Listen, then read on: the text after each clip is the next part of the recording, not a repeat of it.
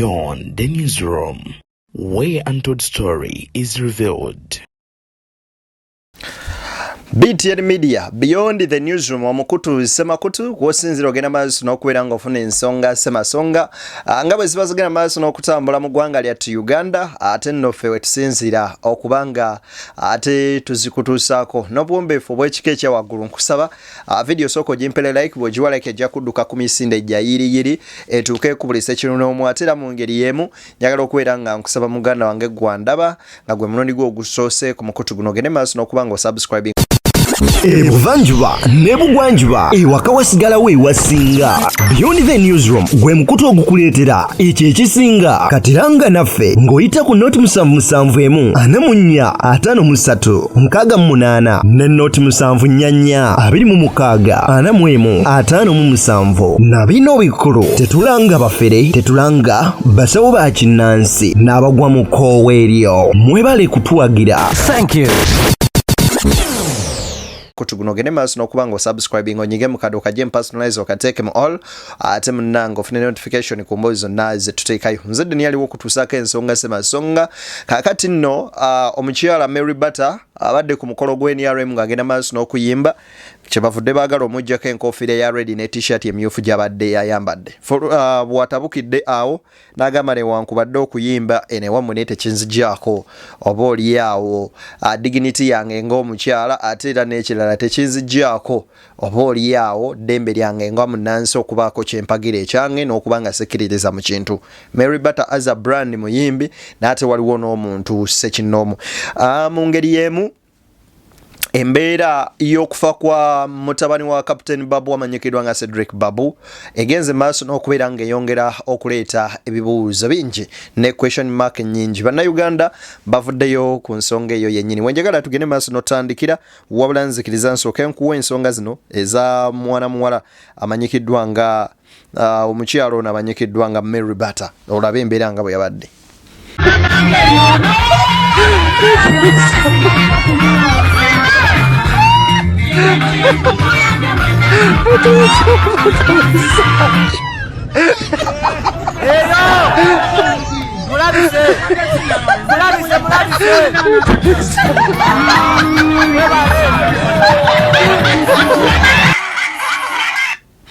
Bw'oba oyagala okumanya okakasa nti si buli abajja ne bakuŋŋaana awo baba bakibiina ekyo, abamu baba bazze kulaba abayimbi baabwe oluusi be baagala ennyo, abalala nga bazze lwa kinyuma olw'okubeera nga babasuubizaawo emmere, abamu ne baba nga bazze olw'ensonga ez'enjawulo.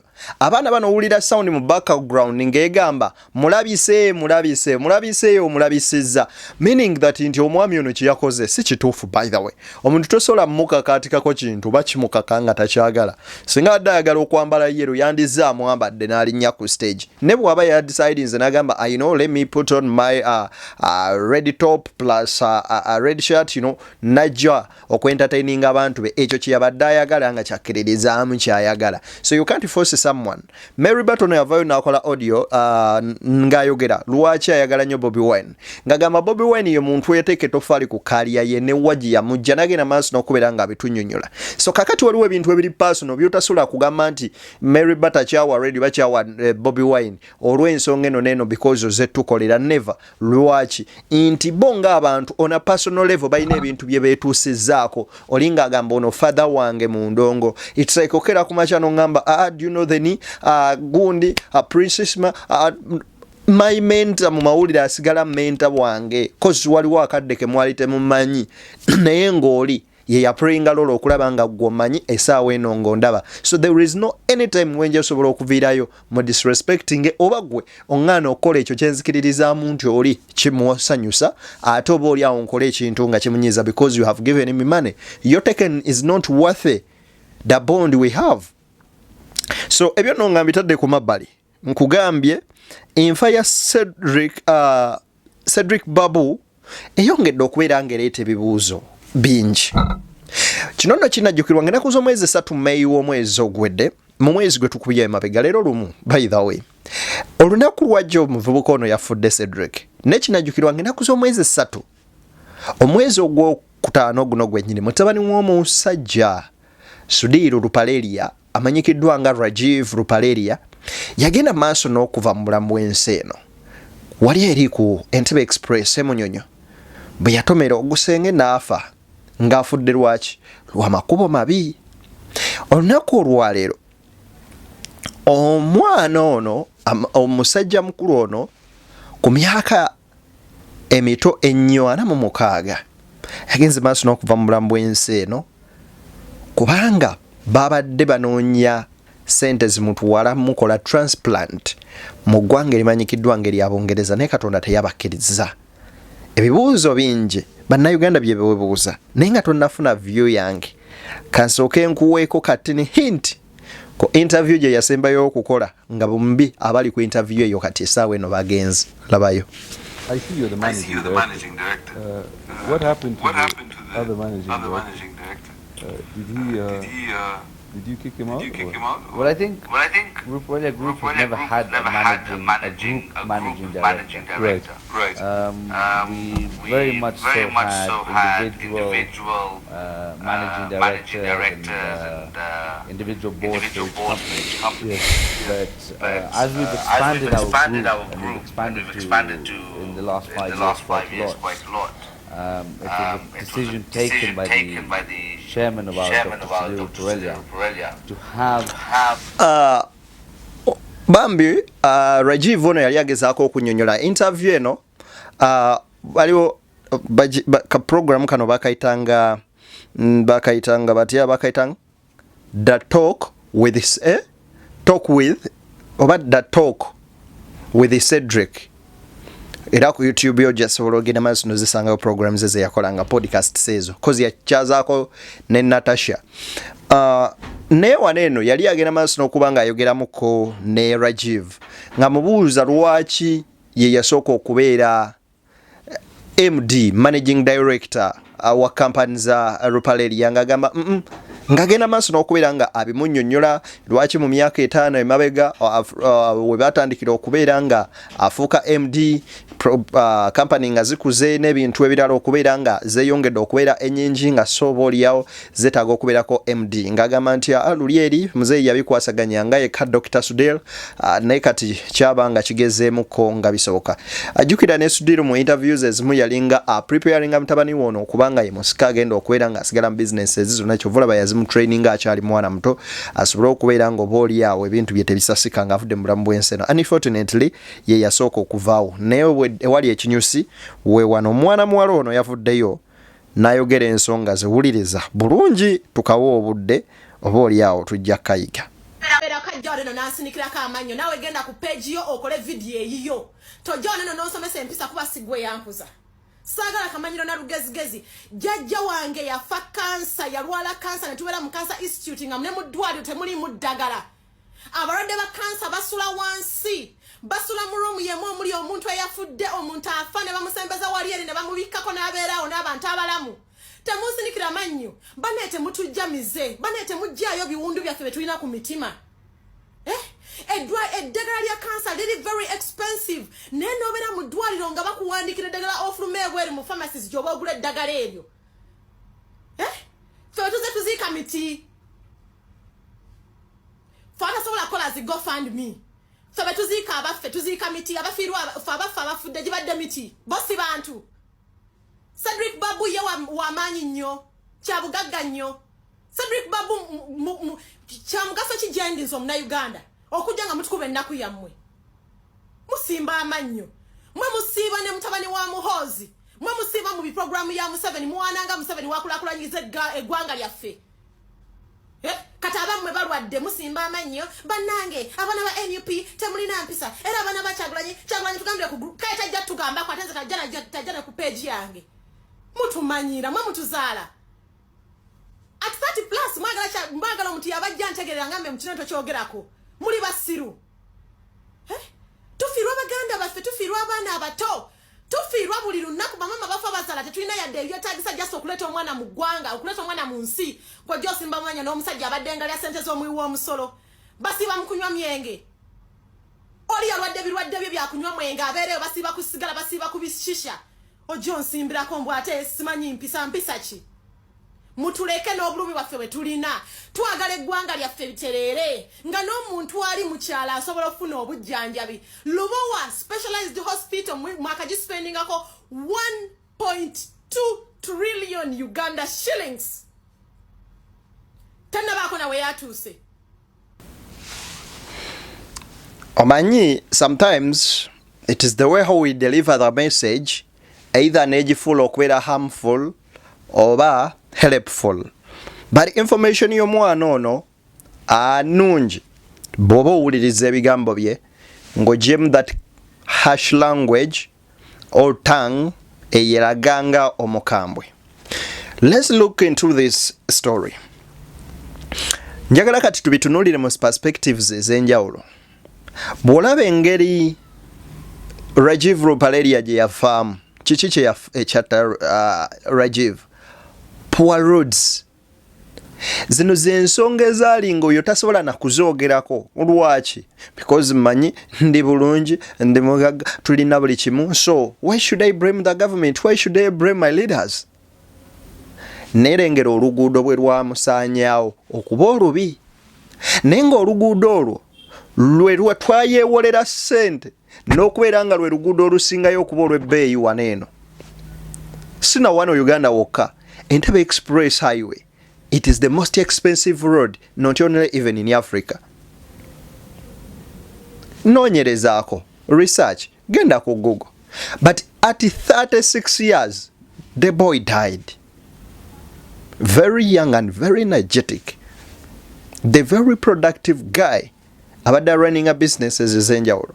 But he died because of a road. Bwe baayiri boogera ku contractor, aba contracting oluguudo nga bagamba tubanja was it 43 billions? Zibabanja so nga tebakyasobola kwongerayo mulimu kubanga tebalina sente. Era ne minisita w'ebyentambula amanyikiddwa nga Jeno Katumba Wamala n'agamba ekyamazima tetulina sente. Simanyi ezo ze badde bakozesaako enguudo za wano e Kampala kitongole ekyekyazibawa biki kyova olaba nti badde bakola ki bazikozesaako naye nga government terina sente. Kyokka within the same month ne bakwata babaka ba parliament buli omu ne bamuwa miliyoni 1,000 ababaka abali mu 5 plus biliyoni ezisukka mu 53 zaweebwa ababaka ba parliament okugenda bakole amateeka ago. Kale ubazibawa okwekuba bazibawa ogenda okwekubako enfuufu. Naye nga was that really necessary okusinga oluguudo? Was that really necessary okusinga oluguudo luli? Let's leave that aside. Ono omwana Lubowa Specialized Hospital olwaka spending bwako 1.2 trillion. Omukyala Pineti gwe mulungi angobereranga era badde ensonga zireero tozigoberera nnyo nga tozimanyi. Njagala okujjukiza nti ezo ensimbi zaaweebwayo dda naye eddwaliro lye tuwogerako kati lwe tulabye nti bawaniseeyo fulo 2 kuba mpiseewokko ne leero nendirabako ne ŋŋamba kuba bye batusuubiza ebirina oba mu ddwaliro eryo amazima ono omwana teyandifudde kuba birina kukolebwawo. Kyokka to make matter worse n'omutendera gwe baliteekako eddwaliro eryo Lubowa gw'omuntu wa wansi togenda sobola kuligendamu era ligenda bali abano nga lye libayamba. Naye lwaki temwemphasizinga nnyo ku service delivery? Amalwaliro amalungi ono omwana ebintu ebimu ku ebyo singa wano waddewo obujjanjabi ne facilities ez'enjawulo yandibadde awona. Oba olyawo ne bamukola transplant kubanga ne waneene eyindiya gye bagenda si be baali obulungi ennyo naye lwaki bainvestinga. Esawa y'olwaleero buli mubaka alwala bamutwala Kenya mu Agakawawo. Naye nga Uganda ddi yafuna obwetwaze mu 6 What have we done okuviira ddala wali eri kweri ebbanga? Bwe tutunuulira amalwaliro amakadde gonna agasinga ge tulaba agakola obulungi nga bw'ogalaba Nakaseke, Mubende, Kiboga, those health center 2 zonna ago ga district hospitals agasinga ojja lisanga nga lyazimbwa ku mulembe gwa Amini Obote. Gano gazze bwe bagatambu health centers okasangako ng'omwana bazaala omukazi nadda wali eri ku ttaka. Juzi akatambika saturatinga mu ddwaliro wane e Mulago ng'omukazi ya bamujje katanda ne bagamba gwe teekawo okwo ku mulwaddewo kati ono azzaali bubi nnyo gwe tuba tuteekako mu mbeera bw'etyo. Omulamuzi yennyini yavaayo juzi erinnya linvuddemu n'ategeeza nti bbaawe yafa naye ng'ekyamuttira e Mulago bbula lya bujjanjabi. Abasawo abakulira Mulago ne bavaayo ne beedifendinga. Kivula Kyagulanyi yakoze statement egamba muve mu mboozi za Man U Arsenal, simanya ani yakwanye oli gudi yakwanye gundi z'abafala muzeesonyiwe, bangi ne bavaayo ne bamubuukira. But the guy what he said is right. Talk about things ebirijje no nga naawe work, you know, gwafa ku mupiira bw'ofuna accident tebakuddusa ku kisaawe bakutwala mu ddwaliro gy'otagenda kusanga bujjanjabi.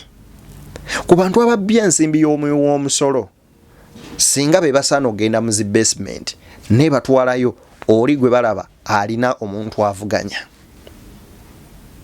Ebintu ebyo nga bannayuganda mulina okubirowoozaako n'okubiwa obudde.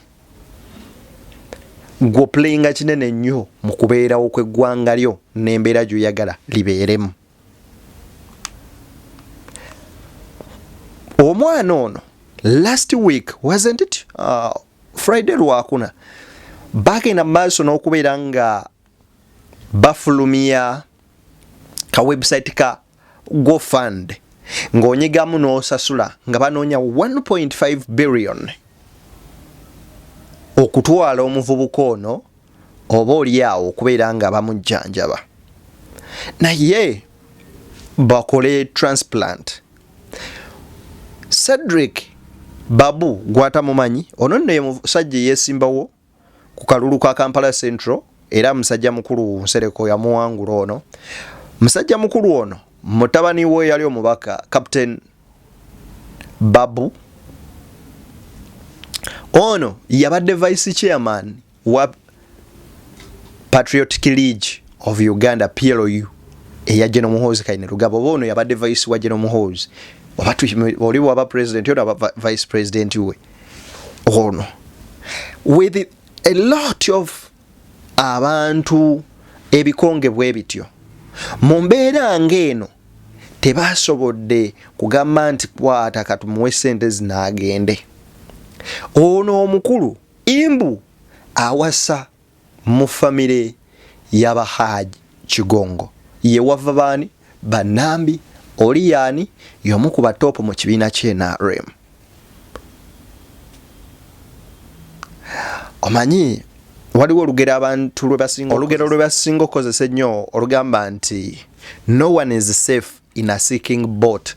Mu lyato eribbira ne bw'oba mugagga ne bw'oba munene ne bw'oba mutono kyenkana ki tewabaawo ali safe. Mwenna muba munoonya kimu rescue, muba munoonya muntu abanunula. Kati mu kaseera ng'embeera efaananako bweti ekyamazima oyinza obutanenya na mwana avaayo okuvuma oba okwogera ebigambo ebingi naye wabula weebuuze tukoze tutya okutuukawo ko wali eri abangi we bakaayanira. Baganda bange birowoozeeko naawe obeeko ky'olowoozaako omanye nti olina omutemwa ogwo. Bw'oba tosobodde kwogera at least baako ekyo ky'osobola okukola. Yagala ennyo ensi yo. Nvumirira nnyo abantu abakola ebintu bino wammanga, abantu abali ensimbi y'omuwi w'omusolo, omuntu atasasula musolo agwebalama, era nenvumirira nnyo nnyini ddala omuntu alemererwa okukola ekyo kye yandikoze nga kisobola okugasa abantu omu babiri basatu. Ku lw'eggwanga lyattu lye twagala ennyo okubeera nga likulaakulana n'okweyongerako, ndowooza ekyo kibe kisukkulumu. Nali ntunuulira Joel Nyonyi ng'agamba nti yagenda e China. Was it China? Yes. Gundi. Sam Kutesa previously bali bamaze okumujjanja. Baba mujjanjabira wa is it German? Bwe bamala okumuoperating anadda ne yebaza Katonda nga bwawonye kookolo. mukoma wane eno Ssenyonyi Muwanga Kivumbi baali batunyonnyola nga bagamba nti mukola okunoonyereza nti ensimbi ze baakonoonera ku ddwaliro ly'e Lubowa lizimba eddwaliro liri eri gye bajjanjabidde oli nga beebuuza nti lwaki ebintu ebyo tetubireeta wano ne tujjanjaba abantu baffe nga n'omuntu wa wansi asobola ofuna ku bujjanjabi obwo golowooza eggwanga liyinza osigala kyekimu ebyo bibuuzo byonna mubirina mubyebuuze mbagaliza bye munjagaliza tusinkane mu mboozi endala mpitirivu nnyo nnyini ddala okwagala ensi yo kya buwaze for God and my country.